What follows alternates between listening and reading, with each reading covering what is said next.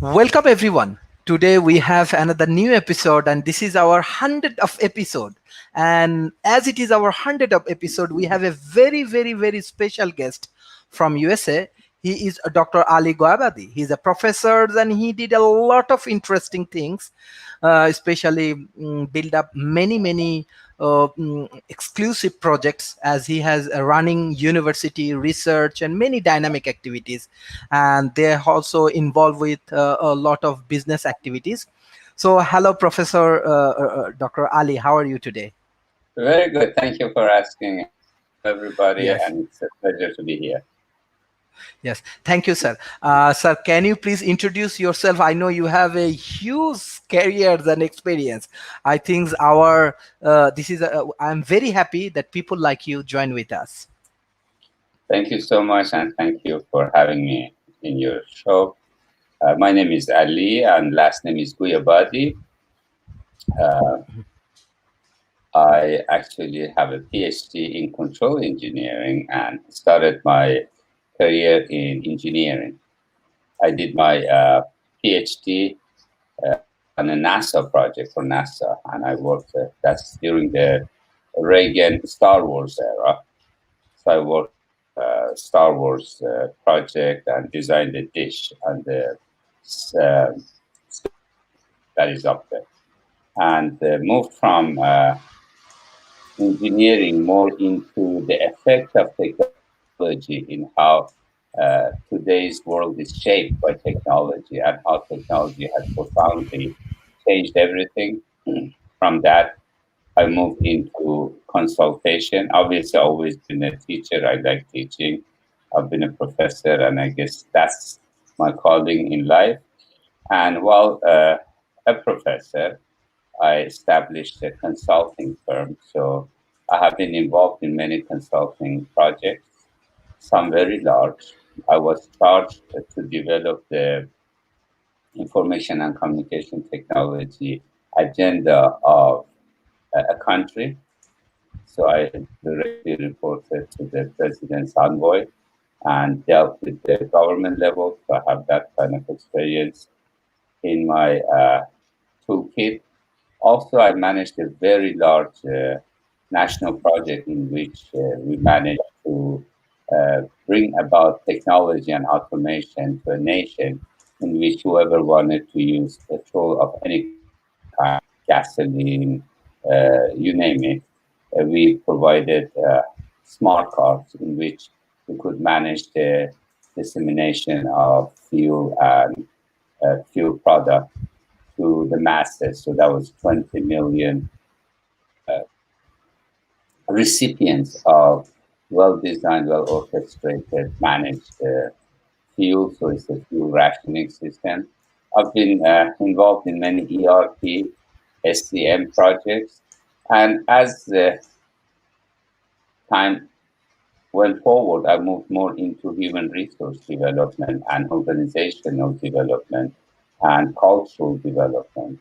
And nowadays, mainly dealing with issues related to sustainability because that is my passion, always has been. So I'm looking into what's happening to us as human beings and how we have evolved.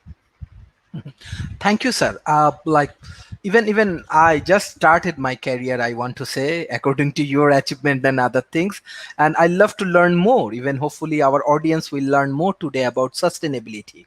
So, how actually sustainability work? How when you do lot of uh, interesting projects and mega projects you are running, how actually you are consulting and how you engage with this kind of mega projects?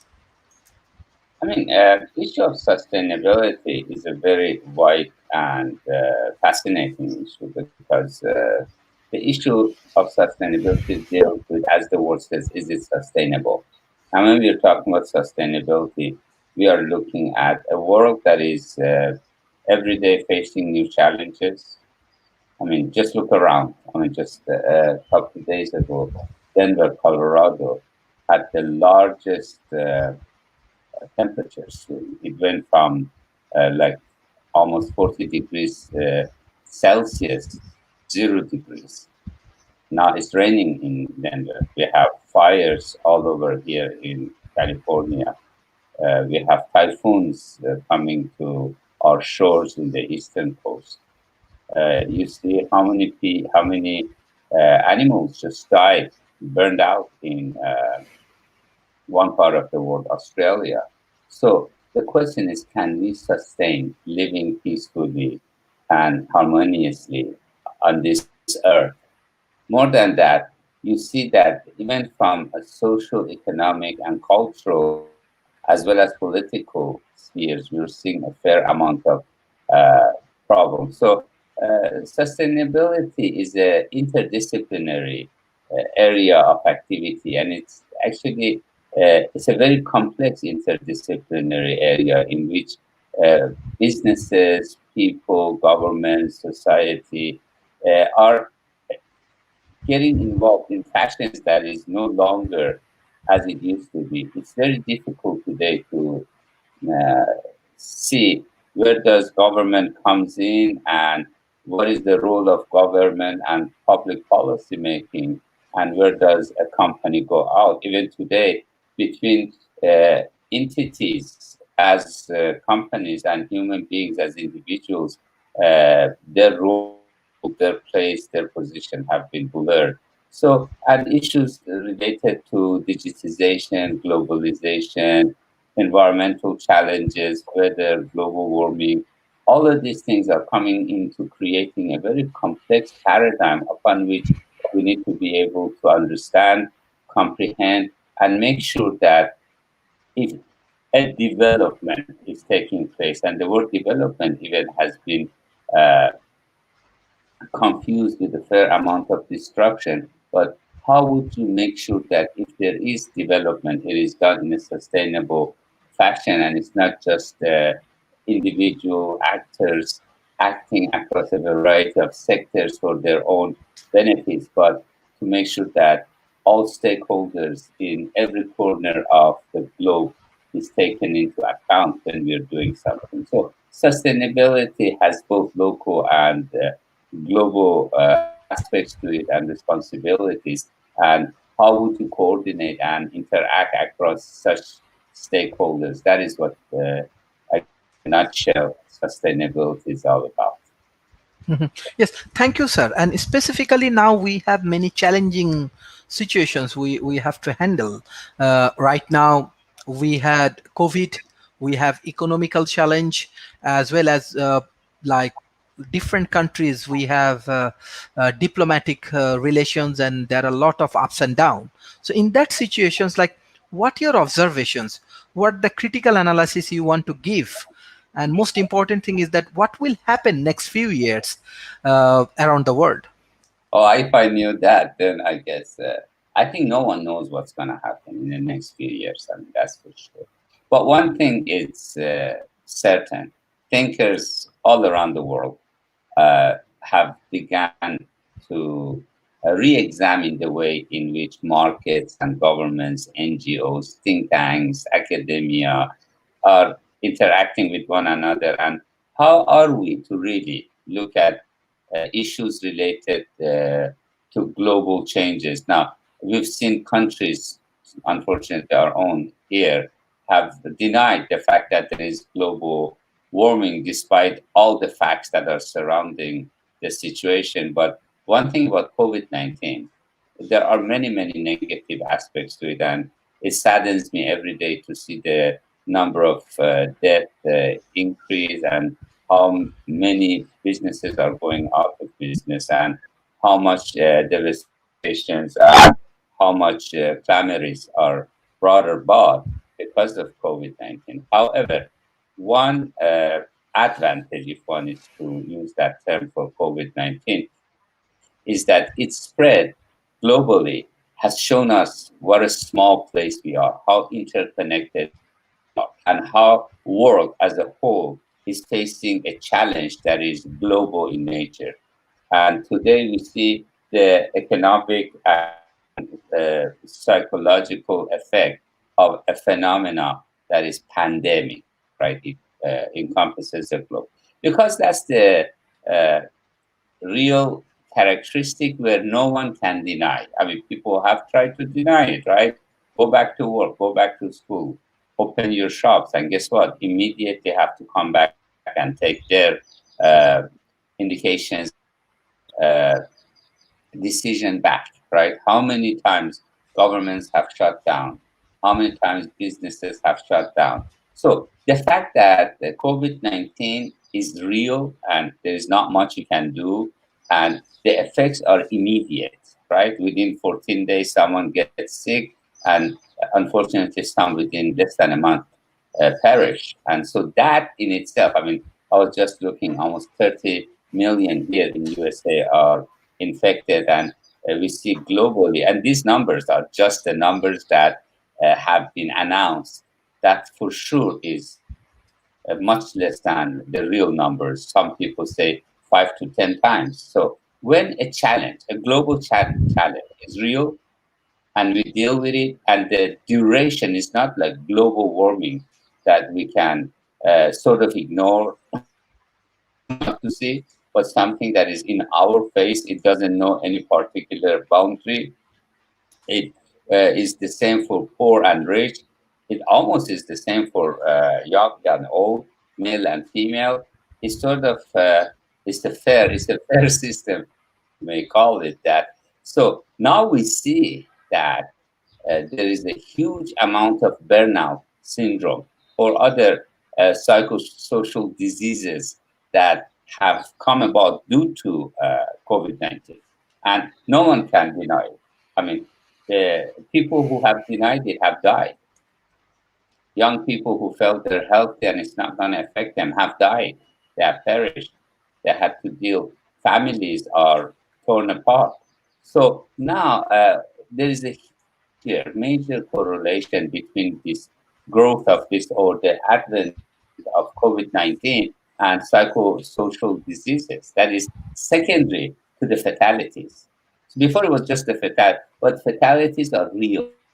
You see how many people are committing suicides, right? And the persistence of ignorance on governments and special interest groups concerning this uh, need to look at the world in a global fashion has really gone away. They cannot persist. Their persistence has caused a fair amount of destruction and damage. And that is why we're looking at resilience from a different perspective, right? We're looking to see what would be adequate behavior, what would be adequate policy, what would be, because it's a very obvious and fast acting vicious circle that we're stuck in. So COVID 19 has expedited a fair amount of concerns where some of us who think globally had, and has brought it home to many people who ignored the realities of global interconnectedness. And now we're seeing permanent changes. You know, right now, the changes are such that we refer to the new era while we are within COVID 19. We're referring to eras of whatever before we used to look at in social sciences from pre to post COVID 19. So these changes are not going to go away even if there is a vaccine. These are permanent changes. Now, these permanent changes are in forms of attitudes, companies choosing to go in homeshore, offshore for good. It's not, they're not going to open up their new business in a place.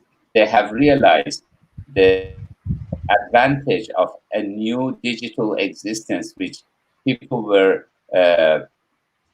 not very much happy with. Now we see, especially for the younger generation, how stable and centered their activities and their behaviors have shown itself within this new paradigm. So it's a very difficult situation. Yes, there are many distractions and many clamories, but at the same time, we see advent of a new way of living. So in this, we call it the VUCA or VUCA world. which is volatile, uncertain, and complex and ambiguous. And however, we've seen that there are solutions technologically possible. So that's in again. I went all over the place, but in short, in view of what COVID-19 has brought us, has forced us, is an inevitable rethinking, a change that is going to be permanent. What happened within the past 6 months? I remember I gave a speech for a body of think tanks about a year and a half ago, and they were asking me about UBI, Universal Basic Income, and how the job market is moving. And I was talking about the changes. I'm not going to go through that here. It's not the place or the time for it. And I was saying, yeah, by 2030, this would happen by 2035. And I'm not a futurist, by the way. But today, I see that 2030 and 2035. If I wanted to deliver the same talk, I would be talking about 2022 to 2025. I mean, it expedited certain changes that only we as the ones who supposedly provide consultations and opinions on major issues affecting the global change. Uh, we today believe that these changes are here. 2030, 2035 is here, no longer 2021. Mhm. Yes, thank you, sir. There are actually huge audience response. I just want to take some audience response. I think also they have some question for you. I think he's your colleague, Mr. Arash. He said, "Dear Dr. Goabadi, I'm grateful that you informed me about this forum. Thank you, sir. And there will definitely be a lot of informative material. Yes, please, everybody, you can see our World Talent Economy Forum YouTube channel, as well as you can come to our page. People like Dr. Ali, many people from around the world. We have around 40 countries, from USA to Asia Pacific, even Africa, Europe, everywhere. Many intellectual people like Dr. Ali, they join with us and they try to give us the guideline and advice, especially in the COVID situations. Noor Fazrin, she said, congratulations. Hosne Arafetdos, she said, thank you, sir. And also congratulations to World Talent Economy Forum for 100th of episode. Thank you, Feddos, for all of your support. Abiaz Mustain, he said, congratulations, World Talent Economy Forum. Mohammad Sohelana, he said, today we will definitely enjoy the 100th event of the World Talent Economy Forum. Thank you, sir, for your presence. We are looking forward to an informative event. Humaira Tanzila, she said, hello, sir. Welcome to the 100th of episode of World Talent Economy Forum. Scarcity comes from the absence of proper distribution. How the world can balance it? Thank you, sir. I think this is the question she has to you. Yeah. Yeah, I mean, that's an age-old question, right? Yes, yes. Pareto did a study and went all over the world and noticed that 20% of people owned 80% and became a Pareto effect. Now, this is history of mankind. I mean, I don't care how you slice it and dice it. The reality that only a few control and manage and take advantage of the riches and majority do not. That's an age old, as I said. Pareto did that in, I think, if I'm not mistaken, 16th century. But today, something is very prominent. I mean, we have this the 99% movement here, the Wall Street, where 1% of Americans own more than 99%. Or again, the fact of scarcity, as you may want to call it, a country that has 5% of the population of the world, namely us here, USA, controls the world affairs much more profoundly than the 95%, even though the distance between number one, USA, and number two, China, is not that much. But still, we see that greenback or the US dollar is the strongest currency. we noticed, like in 2008, 2009 turmoil, that US decided to just print money.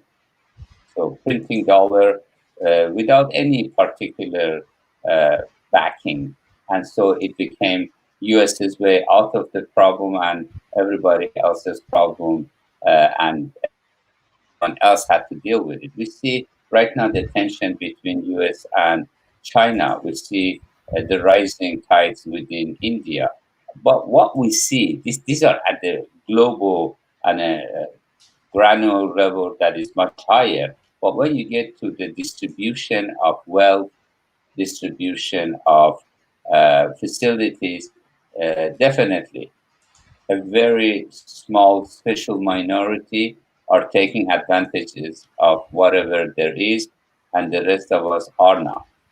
And that issue is one of the main pillars that we, the ones who are concerned with sustainability, are looking into to see how is it even sustainable. I mean, historians says yes. I mean, go back to as long as history has been recorded, and yes, there are those who have it, and they're very small in number, and the majority will not have it, and there is nothing they can do about it.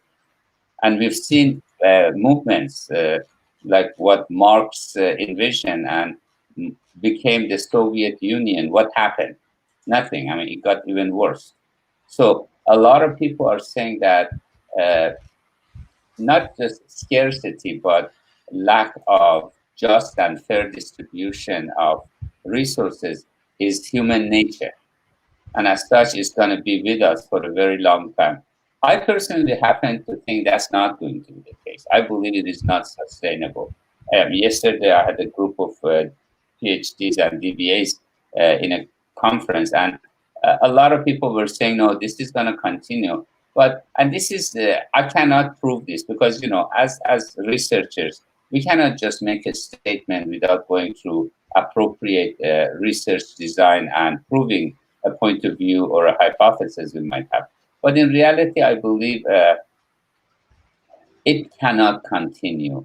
And this so called, as you refer to it, scarcity has to be dealt with earlier than later. And even nations like China's CCP, we see they are dealing with this in a more systematic manner. Here in USA, we are seeing that, and as I said, like UBI, that universal basic income is an attempt in trying to address a problem like that. By the way, this alone can take a couple of meetings.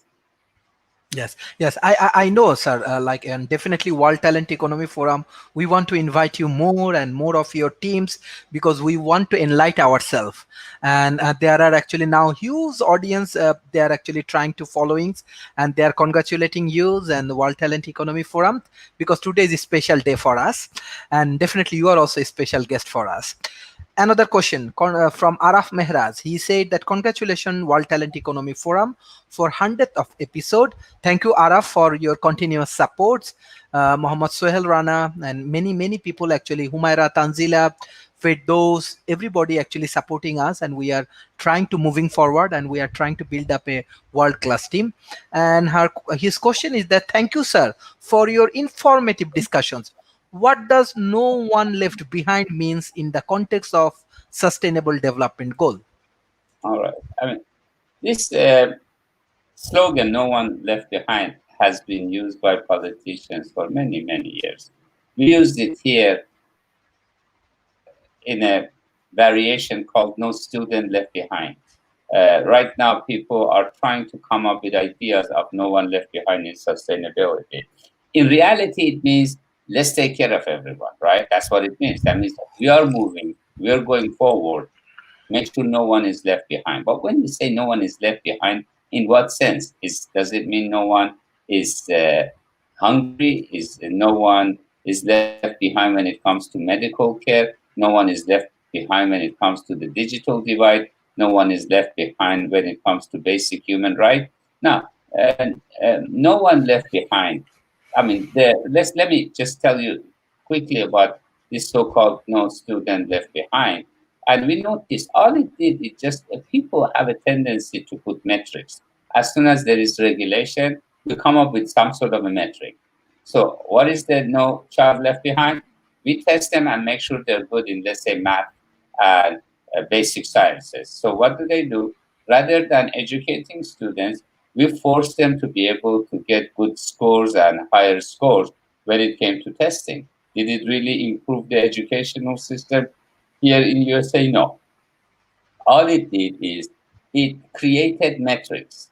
There is a book I strongly suggest if you haven't read called The Tyranny of Metrics, in which it says that whatever policymakers, whatever major bodies that make decisions globally come up with, it is transferred and translated into metrics.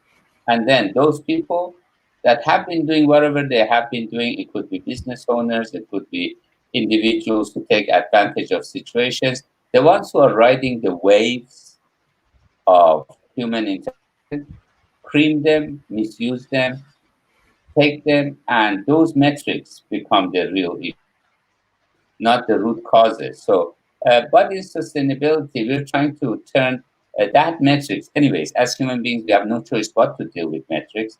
But as in sustainability, we're trying to come up with more comprehensive and more reasonable and verifiable set of metrics that would show that no one left behind in global development would really entail at least the basic human rights from health to education to access to information to access to some sort of a participatory effect within the society. Mhm. Thank you, sir. There are more questions from audience. I want to give priority to the audience. That's why I'm taking, because many people actually observing today's shows. Stan Foster, he said, "Thank you, Dr. Gooyabadi. What are the some of the sustainability solution you see coming in the near future in housing and other important area?" Beside that, he also congratulates for WT Forum. Thank you, Mr. Stan Foster, for your congratulations and for your question. Yes. Thank you, Dr. Foster. Obviously, a very influential individual in our innovative, sustainable living. Uh, in reality, there are solutions that are more sustainable. Right now, we are looking at solutions that are still structure based and are not tiny but small housing that, by assimilation of information technology and specifically IoT, Internet of Things, and designs that are more towards the need of and psychological and well-being need of human beings, there are possibilities that we can provide housings and living communities that are very much in line with the uh, facts on the ground when it comes to depleted resources, increased population, and yet affordable. We believe there are solutions out there, and we are working on them, and we have a few examples that could easily provide housing and shelter and mental support and social support for individuals who want to live in a sustainable fashion at a fraction. And when I mean fraction, I mean 20% of what today one has to pay. For two reasons.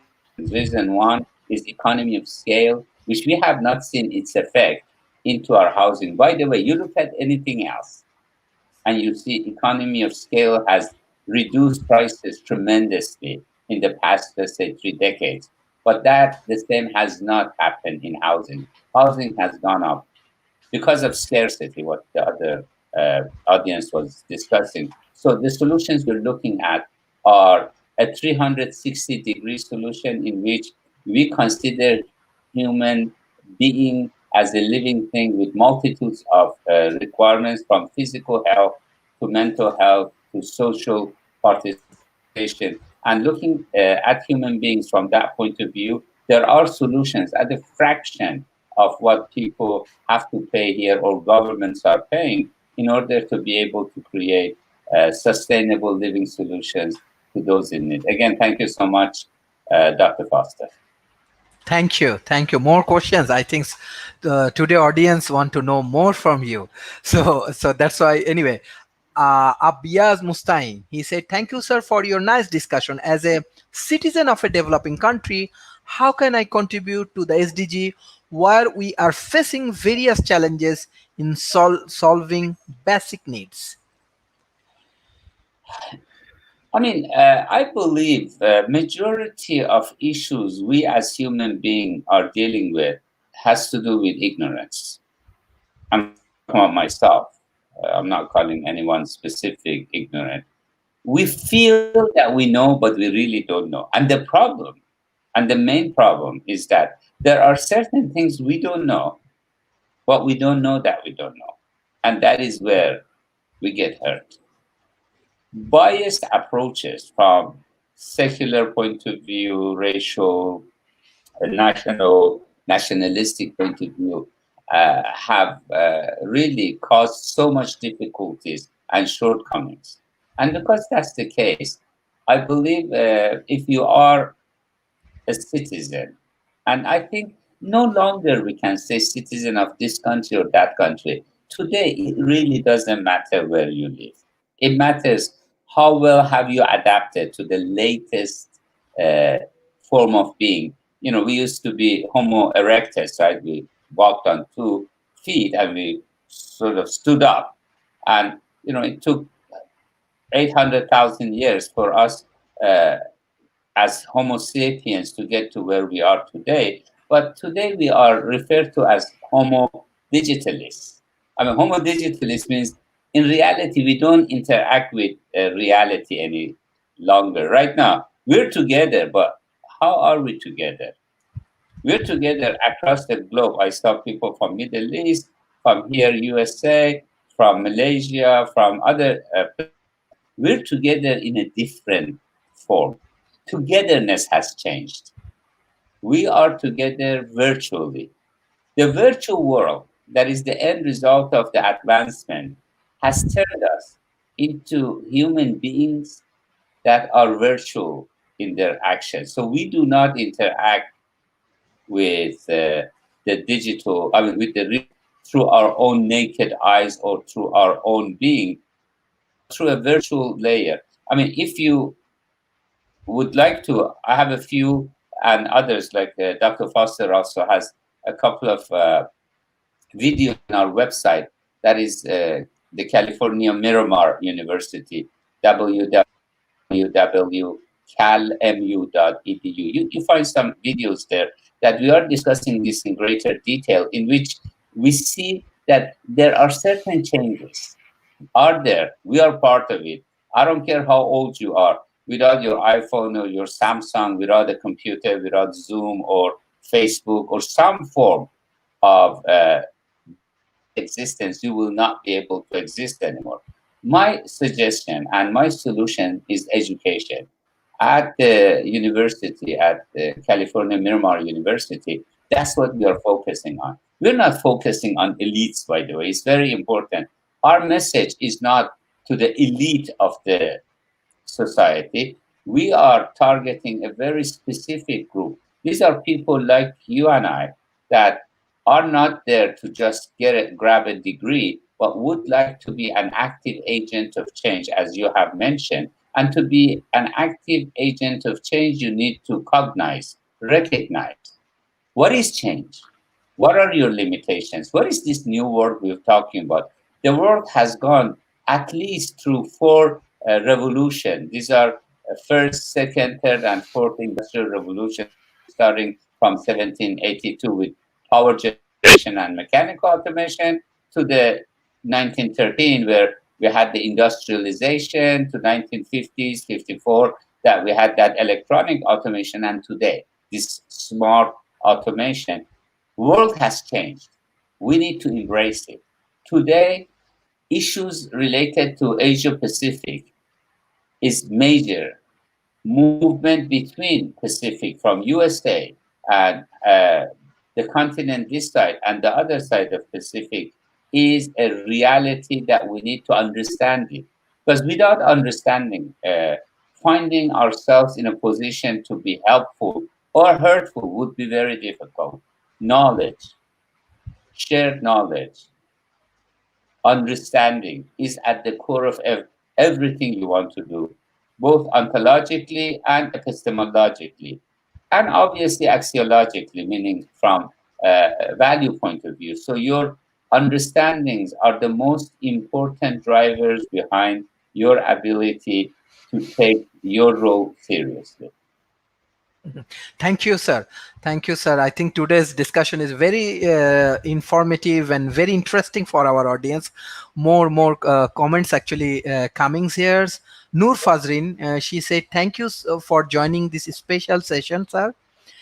Is it possible for understanding the developing countries to control their populations? Like she may ask like why the developing nations go for the birth control. I don't know, like she asking something like that. Dr. Sharita Sharma, she said that 100th episode call for celebration. Thank you for your support, Dr. Sharita. I know that you also supporting us a lot. I'm not alone, actually. I have my full team. I want to give thanks to Sohel Rana, Humaira Tanzila, Firdaus, many of them actually supporting Saif, and many people from around the world, those who joining these sessions. It's actually really helpful for our community, especially for the youth community, how we developing ourselves. And yes, sir. So what you want Right. to say about this? You see, sometimes, to be honest, when we say birth control and birth rates, uh, I mean, in a way, it's like trying to, rather than solving a problem, let's say I put a problem on a whiteboard and you say, okay, go solve the problem, and I get an eraser and erase the problem. I mean, to control birth rates, even though China has done so, but we noticed that populations are growing. And nowadays, you need younger generation to take care of the older generation. You need workers to work so they can pay for those who are older. And we see life expectancy has increased tremendously from a couple of hundred years ago, from 40s into 90s. I mean, even there are right now possibilities that people will live beyond 500 years old. I mean, there was a paper I was reading that if someone today, someone who's alive today, might uh, be 1,000 years old. I mean, we are seeing printing of organs. We're seeing, I mean, the advent of medical technology has made it possible for us to live longer, healthier. Like today, someone, let's say my in mid 60s, I look 40s of, let's say, 100 years ago. So activities have changed, facilities have changed. So even countries such as China or India that had large populations and continue to having large populations. We've seen how strongly China tried to control its population and it gave up. Why? Because now China turned its population, which was negative, which was something that they had to care for, into their core competency. We see now, as a matter of fact, nations asking young people to get married and procreate. We're seeing that leaders are asking, I mean, go to Japan, people are asking in other countries for people to increase their population because this cycle and the balance between elder generation and younger generation is extremely vital to the health of a nation. So I'm not sure if that solution is a solution or maybe it's not a solution. So there are many good papers, and I suggest you go and look it up. There are many solutions that say that we need to have a certain pattern of growth that should not. And by the way, world will change very soon. China will not be the most populous. It'll be India. And then the second will not even be China, it will be Nigeria. So again, this issue in itself is a very complex dynamic. It has to do with culture, it has to do with belief systems. So as I said, a very major and a very good question, by the way. If you are into research, I suggest research it. You'll be amazed what you find out. Yes, thank you. I want to take another question. I think he's your colleague. He said that how do you think about he's Mr. Arash. His question is, how do you think about the facilities to facilitate global or local readiness to create sustainability? Dr. Arash, thank you so much. I mean, as you have been a forerunner in mental health and in trying to create positive psychology based communities, you know better than me, and you're an expert in this field. In reality, I believe it's no longer an option to do so. I mean, it is a mandate, and uh, you're seeing a large number of organizations, countries, NGOs, companies moving into this direction in trying to create and integrate sustainability through, let's say, corporate social responsibility. You've seen that all over the world rising up, either legislated or of free choice. We're seeing a fair amount of government activity that support and looks into uh, how you would bring about uh, sustainability as an integral part of how we do business, what type of businesses we do, how we design cities, how we go about dealing with homelessness, poverty, and all of that. Therefore, I believe this movement has uh, started with multinational corporations through their CSR, but has moved on into obviously the realm of academics and academia, but we're seeing a lot of activities in how companies are getting their employees engaged, how societies are creating sustainable ventures in forms of sustainable villages, sustainable job creation. So there are many aspects to this, and again, it's a thriving part of social construct today. Mhm. Yes, thank you, sir. Thank you, sir. I have some specific questions to you. Let's say, example, at present we have another threat for global warming, and we are thinking that global warming can create problems lot other countries, and in that situation we also find that as you involve with projects and mega projects and this kind of things, still many countries they are involved with different kind of technology, let's say coal power plants and this kind of things, but issue is that it's not helpful for their environment, it's not helpful for the global warming and other things, but still they are continuing. On the other hands, like green technology, I think that different developing nations still they cannot afford this green technology and this kind of things. What should be the future of global warming? What do you think? What will be the future of even sustainability? Yeah. All right. I think in 43 minutes, I'm going to solve everything in the world and we're going to all be fine. Okay. Let me see. Let me share with you my 2 cents here. Uh, it goes back to human being. You see someone who's overweight and you tell them, why are you eating this? Or why are you drinking that?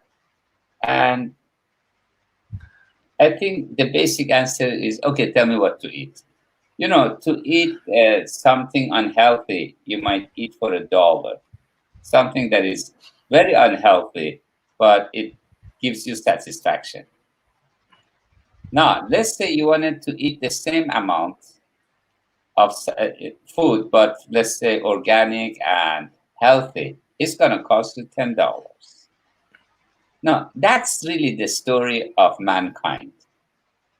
Sometimes we are doing what we are doing is not because we don't know better. Maybe we have no other choice, right? Okay, when you say don't use coal, how about a city that is based on coal? Should they die? Do you have a better option for them?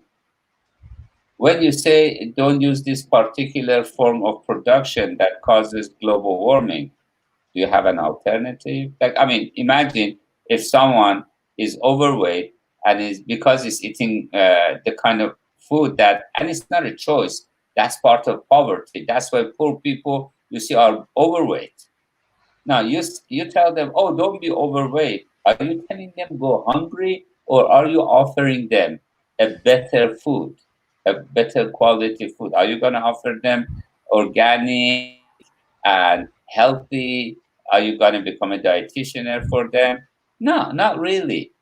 These are, it's not like uh, global warming is an effect of a world that has been going through many wrong turns. And it goes back to the first question: lack of understanding, lack of access. Right now, you go to Scandinavian countries and they don't produce that much carbon. Their carbon footprint has gone down. Go to poor countries and they are having a very large footprint. How are you going to resolve that? That solution is not by just a value system that says global warming is bad. Really, it's like saying being overweight is bad. It's going to give you heart attack. So you're up. What is the alternative? That's what I'm saying. It's a complex problem. We're dealing with complex issues. It's not like saying global warming is bad. You're saying global warming is bad, but also dying of hunger is bad, but losing your job is bad. So the issues are a lot more complex than Mhm. initially. So we cannot be looking at these multidimensional, interconnected issues from a single perspective. Mhm. Thank you, sir. More question from audience. I think I don't know. Maybe we have to extend these sessions. So, Mr. Shumon, he said, "Congratulations, World Talent Economy Forum for 100th of episode, and especially he give you special thanks to joining these sessions." His question is that my question is, does every country have to achieve all of the SDG goals? I have more question. You want to give step by step, or I will take all of the question Go ahead, together? go ahead, go ahead. Let's Okay. hear it. Okay. Maybe the debate. And yes, Hamna Irani, he said, this is Hani. What is the technology role for sustainability? Smart cities, smart village, if 5G, how they could be considered for supporting sustainable economic, for example. Firdaus Ara, she said, "Thank you, sir. We are enjoying today's discussion very much.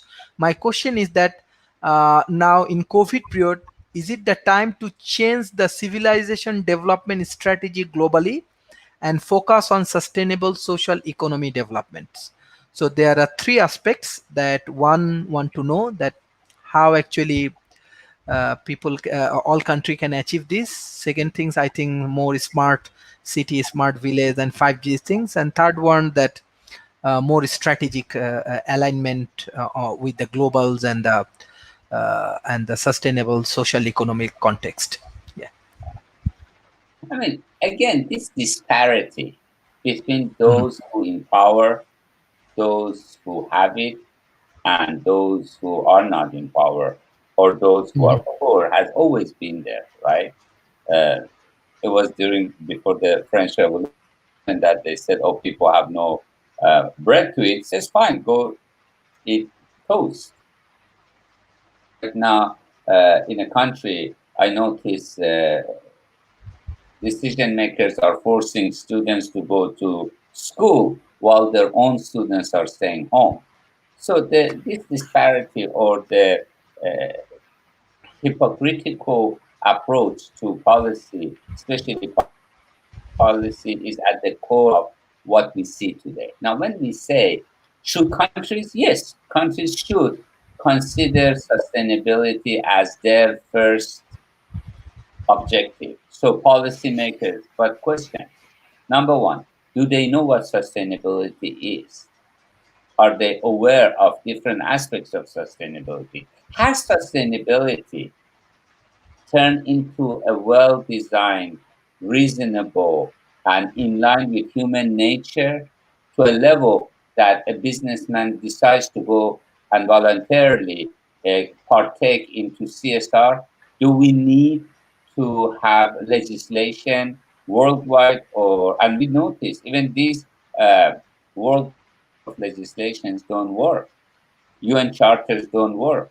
In reality, that's why this COVID 19 has been a good wake up call to tell people we are the same, we're the same species, we are neighbors. I don't care where you live, where I live. And that's why it's this R factor, how fast is moving from poor to rich or vice versa. So in reality, yes, the general answer is we do need to rethink. We need to look at our civilization differently. We need to take different metrics. We need to start educating. Again, education is at the core of what we do. Majority of people do not know, do not realize the amount of damage they do, not just to others, to themselves. People are not aware. The best solution is a global movement toward educating ourselves to a point that we can educate others. Why am I attending this meeting? Because I have found it my calling in life to educate, to share. People mind, especially, I sometimes tell someone you don't know, and they mind, they think they know, and they don't know. So it is not about global egotism, it's about global awareness. There are many aspects, and no one within an hour can give you a golden key that you can open all these difficult doors towards prosperity and harmony. However, one thing I can tell you, it doesn't matter what you think, it doesn't matter what you want, it matters what people hear. It matters how well you communicate that. It matters how systematically you approach in trying to communicate. And it starts at home. Start doing it with your own children, with your own parent, or whoever, your friends. This movement has to start within. You need to be aware and communicate. And perseverance is the name of the game. At least you feel not alienated. You feel that you are doing something about it. What are you doing? At least you're educating yourself. When some part of your body is hurting, you'd be amazed how much that pain is relieved when you know why it's hurting. We need to start asking why, but respectfully. And the word respect means going back, and spresse, going back and being able to see a problem from somebody else's point of view. When you say I'm respectful, that means I understand you and I see the problem from your point of view. So we need to understand to communicate better, and pay attention to not what we say, but what people hear. What people hear is more important than what we say. Mhm. Thank you. Thank you. This is actually a very, very interesting and valuable discussion for us. Beside that, I want to ask you, because you are actually edu entrepreneurs and you are actually working with academia and you are changing a lot of people lives. At present situation, young people's I think I want to say that there are a lot of things happening in that present situation, and many people go for unemployed and many things happening. Beside that, many people are trying to take entrepreneurship approach and they fail. Even many people come up with the idea present academic situation and other things is not very supportive for getting jobs or successful in the entrepreneurship journey. But you are highly educated and you are also successful entrepreneurs. So what your advice for this youth community? I mean, a few things. Glad tidings, because future is not past. We are progressing. Life is becoming better. I mean, from 1960 to 2000, everyone improved. Just go back 30 years ago to China, to India, and I've done that. This new China, go to Africa, go to Botswana. I mean, we are improving, we're getting better. As a matter of fact, we're not just homo digitalis, meaning dealing with the world from a virtual point of view, we are homogeneous. Now, you go and look at a child in Iran, acts and behaves almost the same as a child in UK, USA, India. So, in reality, what is happening is people are living better, they're living longer, we are more in contact with one another. My suggestion is educate yourself. The amount of education that is available online, not necessarily through a university, not necessarily through a particular degree, which again, if you can afford to go to a degree program, the amount of information at your fingertips, are amazing. Don't think you know. Question yourself. Question, do you really know? How do you know that you know? And make sure that you learn the art of playing the devil's advocate. Devil's advocate is how you should go about doing this game. Now, I suggest we have a university here in USA in San Diego, which we offer programs for those who are interested to partake. I welcome you to come and visit because we do put some videos and information that are useful to you. But also, you may and you can, if you want to, reach out. You can, as I said, maybe if you don't mind me, let me just share screen uh, with you. So let me see if I can. Okay, can you see this screen? You can share with this share screen. Yeah. Yeah, okay. So this is us at calamu.edu, and please visit us. And you see a fair amount of videos here that tells you what we think, where we're going, how we're going there, what are the issues that we are dealing with. So there are fair amount of videos available here. There are many DBA type videos and other activities. Visit us and see how we see the world. But we are one player amongst many other that we can be your gateway to the new world order, to the new world, to a world that is better. And my feeling, I'm very positive about the changes that are coming about. So please educate yourself. Get to know. It doesn't really matter what you know. It matters who you know. Get to know the right people. You'll be amazed how many people out there think and feel the same as you, independent of their race, color, gender, nationality. Mhm. Thank you, sir. Thank you, sir. Basically, World Talent Economy Forum, we also believe that we have to educate ourselves. Continuously, we have to educate ourselves. If we do not learn, and we will lose the positions. And definitely in COVID situation, we need to be more careful about that. So that is the point that World Talent Economy Forums that we are working, and definitely we need more of your support, more of the intellectual support, because this is not alone we can do it. When you contribute and we support, then we can grow together, and we can build something better. Even now the world is very, I want to say it's a very close, like you are in USA, I'm in Malaysia. So everybody know each other, and we can collaborate and we can learn many things. So I also request the audience, if you want to learn more about his university, and I saw this is one of the top rated even online university in USA. So anybody want to learn, they can get lot of masses from his university. Sir, beside that, I want to know, because you learn a lot, and you do a lot of things in your careers, in your life.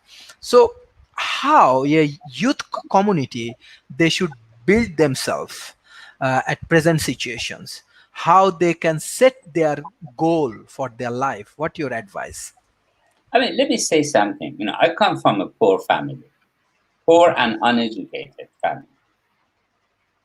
And imagine some 50 years ago when I was an adolescent, uh, there was not much available. And, I was born a bit after the Second World War was finished in a poor country, and in a poor family. One thing I was very curious was that how does the world works? So a few of us, and you'd be amazed with nothing at hand. We're talking about a different world, not this world. 60 years ago, it was a totally different place than today. Kids don't understand what happened 60 years ago. What was the situation like? I was adamant in trying to learn. I did not pay attention to the fact that my father was a simple driver. I didn't care that we didn't have this particular facility or that particular facility. I was curious. I was interested, and I just had questions. Having questions are more important than having solutions. To be honest, solutions are out there. You don't need to solve. You need to learn how to find an answer to your question. What makes you unique is not your education, is your question. How authentic is your question? It doesn't matter how old or how young you are. I mean, I know someone who's 70 years old and he is 10 years old. Why? Because he is ready and willing to learn. Your ability, your belief in your own being. As a matter of fact, your belief that your obligation is to learn, to have an active, productive life, independent of what sector, race, color, or gender you come from. You owe it to yourself to have ontological questions, to have questions that makes you you. Go look for yourself. My solution has always been, I mean, thankfully I went from that poverty all the way to, consulting president of a company, working at NASA, becoming a president of a university, having a large company. Throughout this journey, I don't care what happened, it was fun. From fun point of view, I was at the same place. I worked for free and enjoyed it more than when I worked for money. Money, I understand, is something without which we cannot live, but money cannot be purpose of life. Purpose of life is becoming. You owe it to yourself to become you, a better version of you, a you that is more part of this world. And in this world, either you like it or not, I don't care how long it's going to take, one fact of life is we will all die. To be able to give birth to your true self, before leaving this world, because I don't think this is the end.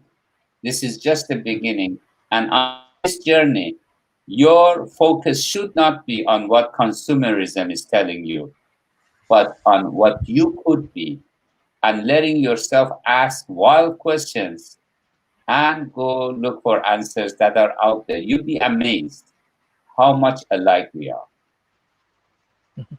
Thank you, sir. This is really, really, really informative, really positive, and really valuable session for World Talent Economy Forum.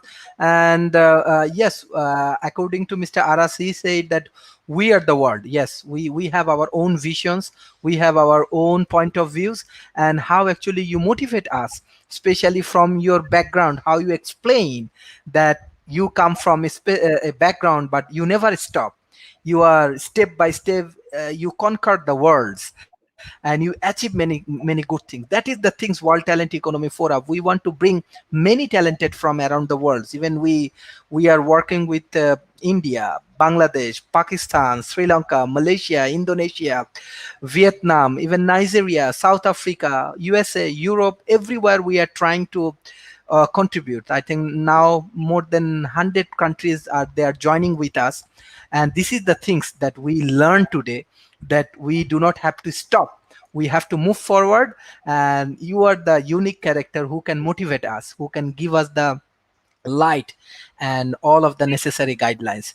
So this is really, really very informative sessions, and hopefully we will get more of your guidelines and support and your discussions from WT forum, and we will invite you more, because we do not want to stop here. According to your guidelines, we want to move forward. Thank you, sir. Thank you so much again. Thank you for calling me unique, but in reality, every one of us is unique. Yes. Everyone. You are unique. Trust yourself. One of you can change the world. Let it be you. And with that said, thank you so much for having me. I wish you the best in bringing about a change for a better world. Thank you all. Enjoy yourself. Take care. Bye Thank bye. you, thank you, and I want to give special thanks those who are working with me, as well as the people like you, the positive people from around the world, those who join, those who support and share their important experience. Thank you, Dr. Ali. Thank you for all of your support. Thank you. Yes. Thank you all.